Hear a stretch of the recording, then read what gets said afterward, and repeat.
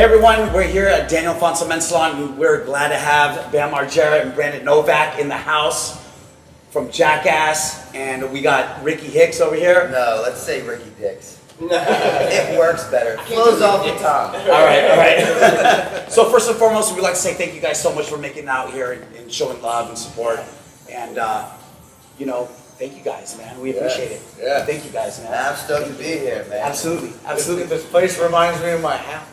I got the same chairs over Literally. there. He Yeah. has it red. Kat Von D would have a hard on with all the taxidermy.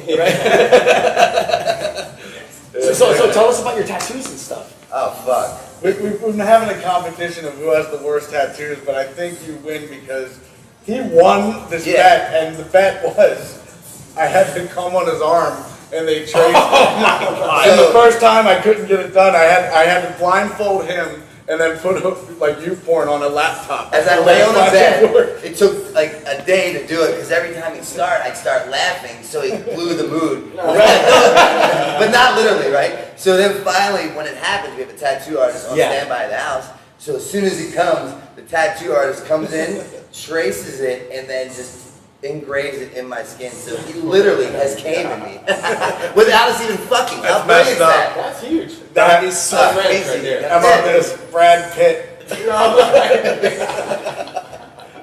Here, he drew this one, dude. Wow, we got it started right now. We got it started tonight. So like, all right, in the skateboarding world, rollerbladers are gay, right? That's just a skateboard. So two dudes fucking like this way is gay, right? But two dudes fucking with eye contact is a whole other level. So it's. And he went to jail right after I did this tattoo. That is so it's two rollerbladers, fully padded, missionary style, staring at each other's eyes as they fuck. His dick's hard while he fucks him. You guys are this. And Bam tattooed that. No, he drew it. I drew it. Yeah. Yeah, dude, we could go on for hours. This is the one you're hitting. Yeah, I can see that. Yeah. So Rikki and Brandon, how did you guys meet? I slid into the DM. Yeah, and you didn't. Oh, that's awesome, man. Yeah, That's awesome. I didn't ask first, you know what I mean? Yeah. I like forceful manner. Gets me all hot and bothered. I'm totally.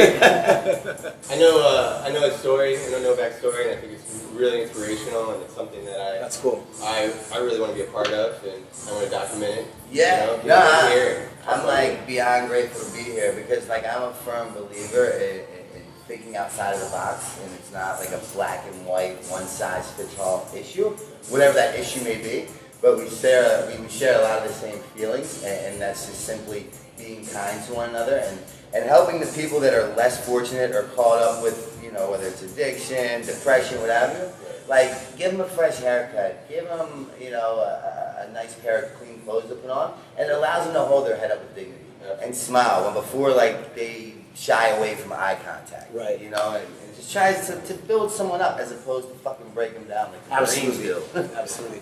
Not that I have a problem with the Marines, I just felt Right. But absolutely, that's what it's all about, right? Yeah, so when you reached out, I'm like, absolutely. Because, like, it's just, people keep talking about addiction, right? And they're like, what can we do to fix it? What can we do? Yeah. How can we fix this pandemic? Not an epidemic, because today in the nation, 144 people will die due to an overdose of an opioid addiction. What can we do? And every city I go to, I travel all over the nation, every city I go to, like, Ohio is the worst city in the world. It's the heroin capital. New York, worst city. And so what I'm trying to say is every city says it's worse than the last one. There's no city that's like, you know what? Heroin hasn't hit our town. We're good. So I'm like, you know what? If I could bottle up the answer, I'd be a billionaire. I don't have an answer. But what I say is just do something. Do something more than talk about it. You know what I mean? Whether it's being on the corners handing out free needles that are clean and sterile cottons and water, or like giving someone a haircut, giving homeless people haircuts, which you used to do. Like, just do something. Be part of the solution, not just lip service of the problem. Yeah, that's Because awesome. then that leads us into procrastination, Right. which is nothing but masturbation. You only fuck yourself. He loves that. Right? Coming Love from it. somebody who's been a professional pile of shit for many, many years, I can't believe he's 3 years sober. It's like very impressive and Congratulations, man. Thanks. Congratulations. So that's the deal, man. Like that, this guy is my best friend in the world. There's nothing I would not do for him. He's financially paid for me to go to several different treatment centers. And even when his own parents were like, leave him alone, He will hurt you. He will never be anything but a drug addict. He never did. And he continued to believe in me when I didn't believe in myself. He loved me when I didn't love myself. And go figure, not only did I defy odds and logic, I got sober and I stayed sober. And now, like, I help other people. And, you know, it's that 6 degrees of separation, of paying it forward. You know, and that's the deal. So, like, this guy's my guy, awesome, man. He was the one that never gave up on me when everyone else did. You know? And that's awesome that you have, you know, support from Bam over here and stuff like that. You know, like, that's, I mean, you probably couldn't do it without him, you know what I mean? Absolutely. Yeah. Yeah, at one point everybody told him to go fuck himself, including me, and then when he shit his mom's couch on Mother's Day with a needle in his arm and he couldn't blame it on food poisoning, he realized that that's when I hit rock bottom. Yeah. Literally. But it was the worst rock bottom in the world because, believe it or not, I've hit much lower bottoms. Oh, but that day I hit the worst bottom ever because my bottom came up to meet me. Because I knew there was a better way up and out of my position, provided I get the fuck out of my way. Yeah. But the reality is I'm the kind of guy that I know everything. So really there's nothing you can tell me to make me change my behaviors or my mannerism. And then I finally got to a point where I was demoralized in just such a fashion from drugs and alcohol. I was beaten into a state of reasonableness that what I realized, and it was such a freeing experience, is that I know that I don't fucking know. So I went to this last treatment center, and even Bam said, he called me, he's like, what the fuck, why your 13th rehab? Like, did you... Wow. Yeah, like 13, yeah, it's really going to work. Lucky number 13. Yeah, I got a tattoo there, man. And you know what, I just moved into a new place, and my number is 13 on the door. The guy's like, I hope you're not superstitious. I'm like, that's my fucking number, man. Right. We don't want to see 14. We know that. Nah, yeah, I'm cool. We don't want to see 14. I'm cool. Yeah. Awesome. So that, sorry to interrupt you, but the thing is, like, it's so crazy how, like, you guys started, Jackass and stuff like that, and it's like, this was before YouTube. Like, you guys were doing this before YouTube, man, and I bow down to you guys for It's crazy doing too, that because stuff, like you know what I mean? 9.0 and like ridiculousness and all that. I feel like it's just Jackass clips from like random people that they make a collage out of, and yeah, it's like we started that a long time ago. And now you guys are here. Dude, I remember being in this house one time, right? And I was like strung out to the gill. I was ill as a research monkey, right? And all of a sudden the doorbell rings at your mom's house, at the house.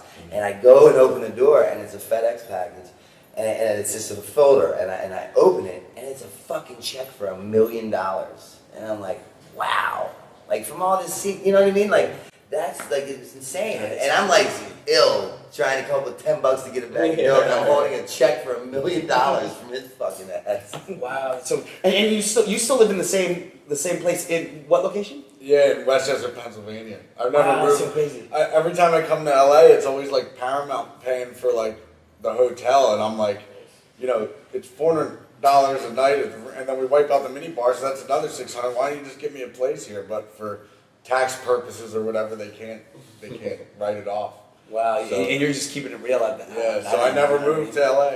Yeah. I like the season changes too much. Yeah. I like fall. I'm not really a summer guy, so I like to come and go. Yeah, I'm originally from the Bay Area and stuff. And where are you from? Midwest. Midwest. Oh, you're from the Bay Area? Yeah, the Bay Area. Yeah. I like the season changes. Just from Petaluma. Oh, okay. All right. Get in here, man. I'm just kidding. That's cool, man. So what are you guys gonna do? What's going on? Oh, we're gonna make them look fresh, man. Make them look fresh. Does it give you an awesome flat top? Well, that's the deal. When I came in, A flat top, bro. Well, yeah, it is I'm just like a kid kidding. play there. I thought about Hey, it. we're bringing it back, man. We want to bring it back. Dude, everything goes in cycles. It won't shock me tomorrow if flat tops are in. Yeah. And then you're gonna be like, God damn it. It's not on you. Yeah, or the next guy. But when I came, he's like, so what do you want to do? And I'm like, well, when I go to get a tattoo, I just tell the artist what I want. Or sometimes, unless you're doing it, you just do it. But I'm like, this is what I want, and then I let them draw it and do it. I'm not like, all right, no, you should do it this way. So really, you're the artist, and you just do what you do. I'm not going to block your creativity, because I think I fucking know. Because I never want And I gotta beat Knoxville right now at the Roosevelt. Cheerio, queer. Well, Bam, thank you so much for showing up, man. Much love and respect.